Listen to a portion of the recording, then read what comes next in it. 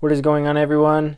Today we are going to be talking about the V3 SpellGrounds. Here's a close look at the fabric itself. This is the salt and pepper edition. Here you can kind of see the black ink. And then on the opposite side, why they call it a salt and pepper is because you got the pepper side. So some information about this mat. Judging by the texture of it, it feels like a rug, like a really short rug, or like a microfiber towel. It's a very interesting, unique material that I've never found anything similar to it. But it's very like cushiony. It's got some good poof to it. Not nearly as much as the V6s do. Those ones are definitely like a lot thicker on their grain of fabric. This one released specifically in March of 2015. It says 2015 down here and then also right here. But I believe that they started releasing V3 in 2014, like towards the end. In their video on the salt and pepper specifically, it says that they were developing this one in December of 2014. And this one specifically is the first SpellGround that is 3 different color tones, which is pretty cool if you like the 3-tone thing. I personally play on the white side just because I always like having the cup on the right side. The ink on it is definitely kind of, I don't want to say abrasive, but it's definitely sitting more on top of the fabric itself than any of the other mats. And that's probably just because it's like a poofy towel. So I guess like a towel is definitely the best way that I can describe it. And then on this white side where I've played on it the most, you can't even really see the, what is this, the lectern, is that what it's called from Minecraft? Just the book stand itself. So you can't hardly tell what it is anymore. It's just all pixelated and kind of flaked off, and then you got the gravestone over here.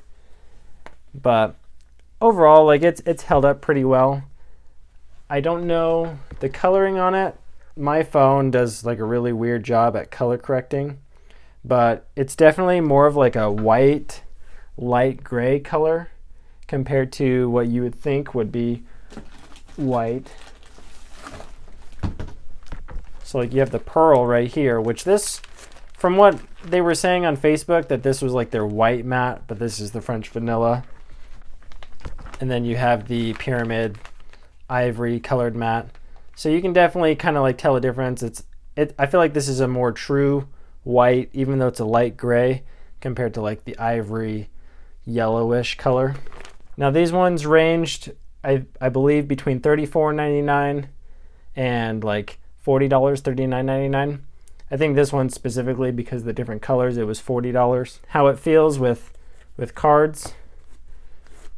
Slides really good. I would say that the V3 fabric is what I have, I would say maybe the most experience with, even more so than V2. More so specifically because this was the first material I ever had experience with. The first mat I ever bought was a purple and white V3 mat, and it smelled like cigarettes, and everyone's called it a scam wow because when you're playing on a towel that looks that gross and dirty, it was probably used as a sham wow. So, funny story, I actually returned it to the person on eBay and never got my money back. So, unfortunately, to that story, what do I do at that point? So I bought this salt and pepper a little while later, and this was my primary mat for quite a long time. So the cards slide pretty good. These are just Ultra Pro white mats.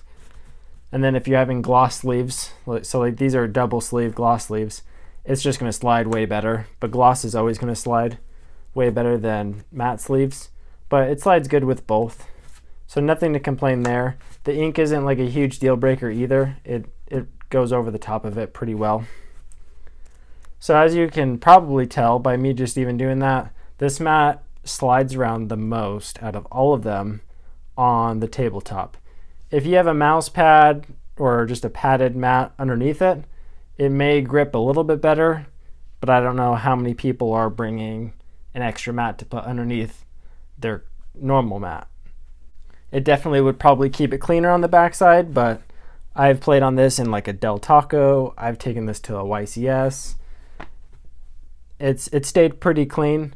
I've owned maybe 2 other salt and peppers, 1 or 2, where the ink was like completely gone. I just got them for like cheap. And then just what I actually did was I kind of experimented with them. So I've actually washed another salt and pepper, not this one specifically, in a washer. And then I also put it in a dryer, just on like delicate with like a little bit of soap. And it turned out really nice, soft. It took out all the creases. So for what it's worth, maybe do some research. I know Culsa Brain has a video of them washing their mats. So if you're interested in how do you clean it, I would just throw it in a washer on delicate by itself. And if you're too scared to dry it, then just air dry it. I feel like both of those options would be fine.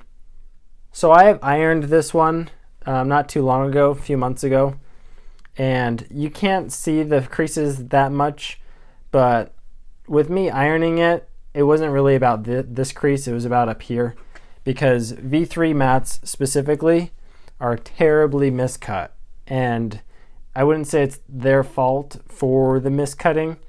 The mat itself is probably cut and then printed on, I'm assuming. And when they do the printing process afterwards, it shrinks the mat or the material itself, which gives it that weird miscutting. And when I ironed it, I made sure it was like straight, but then it still looked crooked up here. And so I've just kind of like left it, dealt with it.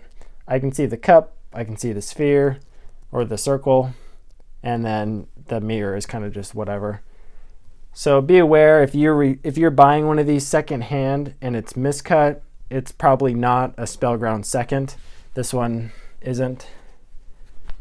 It's just because of the material itself. But the folds in it in general aren't too bad. It doesn't get in the way of anything. You know, it's very comfortable to play on. And during my time playing Yu-Gi-Oh!, the V3 has been probably the most popular / most common that I see. And I don't know if that's just because of the year, that there was a lot of good colorways and a lot of variety, but also like on YouTube, a lot of people that have a cloth mat or a SpellGround in particular will probably have the salt and pepper just because it's probably the most clean one. Next to having a V1 blue and gray, I would say that those are like the 2 cleanest ones, to where when you're having like white sleeves or doing a deck profile, the color itself isn't straying away from the cards. It's just clean. Like you can't really go wrong with light gray or white. And then just the ink itself. There's no distractions. One last thing I forgot to mention is the axis on it, since that's what I feel like I'm going to be infamous for, is for complaining about which way my cards slide. But there's no negative, positive. It's just neutral all around, nice and smooth. So you don't have to worry about that. I guess that's about it for this review. If you have any questions, leave it in the comment section down below. And I hope you like this video.